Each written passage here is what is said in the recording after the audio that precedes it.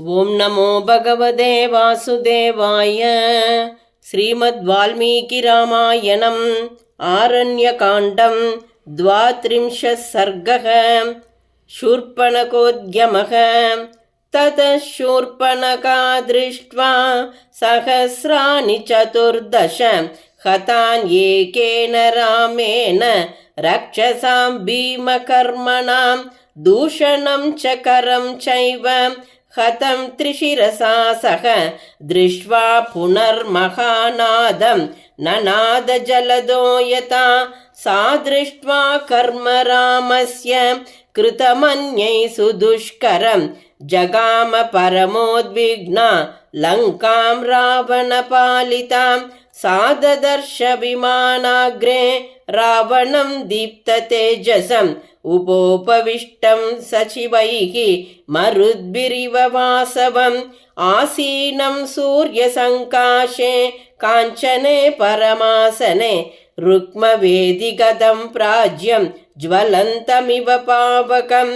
देवगन्धर्वभूतानां ऋषीणां च महात्मनाम् अजेयं समरे शूरं व्यात्ताननमिवान्तकं देवासुरविमर्देषु वज्राशनिकृतव्रणम् ऐरावतविषाणाग्रैः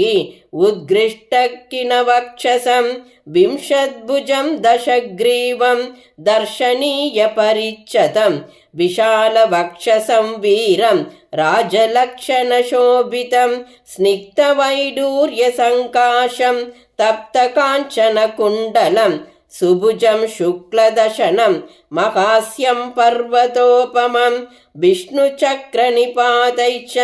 शदशो देवसंयुगे अन्यै शस्त्रप्रहारैश्च महायुद्धेषु ताडितम् आहताङ्गं समस्तैश्च देवप्रहरणैस्तथा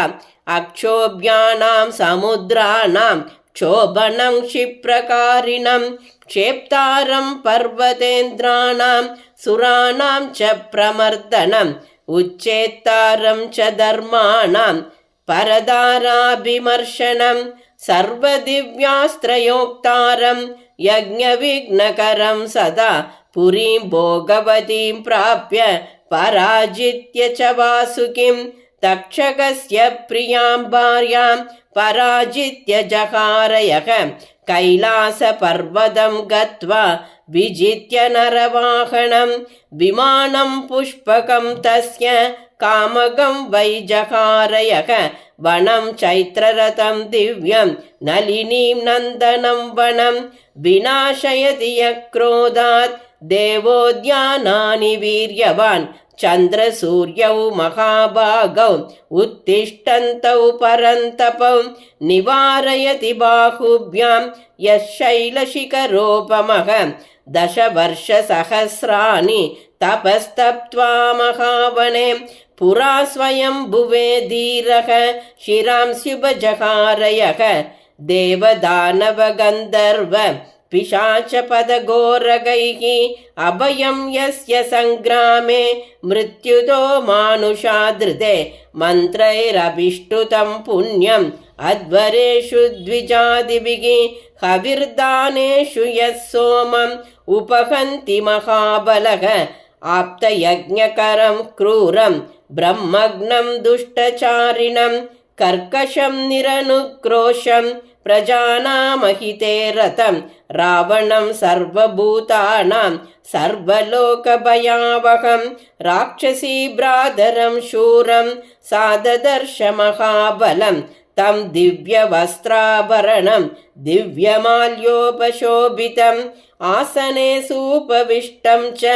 कालकालमिवोद्यतं राक्षसेन्द्रं महाभागं पौलस्त्यकुलनन्दनं रावणं शत्रुहन्तारं मन्त्रिभिः परिवारितम् अभिगम्याब्रवीत् वाक्यं राक्षसी भयविह्वलां तमब्रवीद्दीप्तविशाललोचनं प्रदर्शयित्वा भयमोहमूर्छितां सुदारुणं वाक्यमभीदचारिणी महात्मना शूर्पणखा विरूपिता।